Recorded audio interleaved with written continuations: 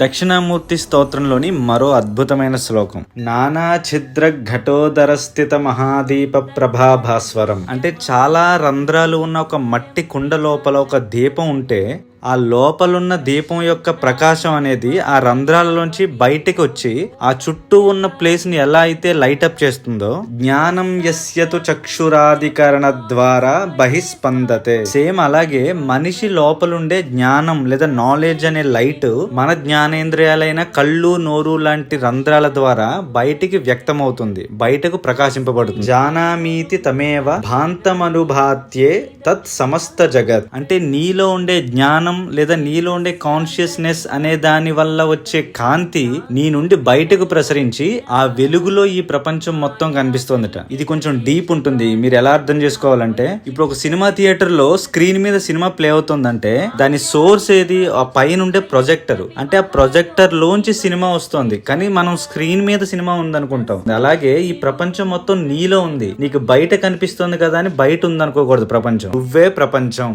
తస్మై శ్రీ గురుమూర్తయే నమ ఇదం శ్రీ దక్షిణామూర్తయే. ఓం నమః శివాయ.